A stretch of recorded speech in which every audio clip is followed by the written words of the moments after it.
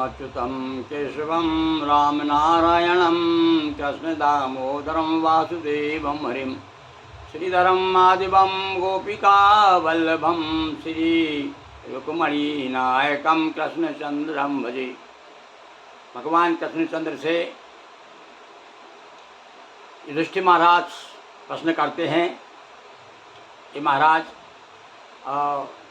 ये आश्विन कृष्ण की जो एकादशी है उसके बारे में बताइए, उसका क्या नाम है, उसकी कथा क्या है। तब भगवान श्री कृष्ण युधिष्ठिर को समझाते बताते हैं कि अरे यह तो बहुत ही पुण्य देने वाली, पितरों का उद्धार करने वाली एकादशी है, क्योंकि पितृपक्ष में आई है, तो इसका नाम इंदिरा एकादशी है। सुनिए, इसकी कथा हम सुनाते हैं, और इस कथा सुनने से पितृलोक में पितृ यदि हैं वो भी प्रसन्न होते हैं, और साथ साथ में पितृ अधोगति को यदि प्राप्त हैं तो वो भी सदगति को प्राप्त हो जाते हैं। तो बड़ी सुंदर कथा है भाई। सुनिए, ये आश्विन कृष्ण एकादशी, जिसे हम इंदिरा एकादशी के नाम से जानते हैं, तो इसकी क्या कथा है। तो भगवान श्री कृष्ण युधिष्ठिर को समझाते हैं, युधिष्ठिर महिष्मती नगर में सतयुग की कथा बताते हैं। सतयुग में एक इंद्रसेन नाम का राजा था, और यह राजा बड़ा चारों भाग बराबर थे, सभी तरह से बड़ा प्रसन्न था, सुखी था, और बड़ा धर्मात्मा था, प्रजा का पालन करने वाला। और कहना चाहिए कि धर्म के जितने लक्षण हैं सारे लक्षण उस राजा में थे। एक बार क्या हुआ, नारद जी का आना हुआ उनके यहाँ पर। नारद जी का बड़ा स्वागत सत्कार हुआ, और नारद जी से कुछ प्रश्न किया कि महाराज आपका आगमन कैसे हुआ, बताइए। अब नारद जी तो आप जानते हैं कि भैया कभी तो एक घड़ी में अपने मृत्युलोक में, दूसरी घड़ी में पहुंच जाते दूसरे लोक में। तो उन्होंने कहा कि मैं अभी अभी यमराज के यहाँ से आ रहा हूँ। नहीं, क्या कहा उन्होंने, नारद जी ने, कि यमराज के यहाँ से आ रहा हूँ और वहाँ पर मैंने तुम्हारे पिता को देखा। राजा से कहा इसलिए मैं आया हूँ। तुम्हारे राजा ने कोई व्रत का कहना चाहिए, कोई व्रत उनके द्वारा खंडित हो गया था, उस विघ्न आ गया था उसमें व्रत में, उसके कारण वो यमराज के पास में है। तो उन्होंने संदेशा भेजा है कि हे राजन, तुम जो है ये आश्विन कृष्ण के पक्ष की जो पितृपक्ष में जो एकादशी आती है कृष्ण पक्ष में, उसका व्रत करो तो मुझे इससे मुक्ति मिल जाएगी यमराज के यहाँ से। तो और इसका जो तुम व्रत करो, व्रत करके इसका पुण्य मुझे दे दो।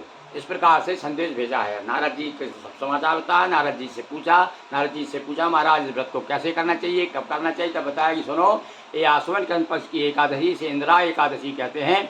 इस एकादशी को भैया आप जो है एकादशी को पितरों के लिए श्राद्ध कीजिए।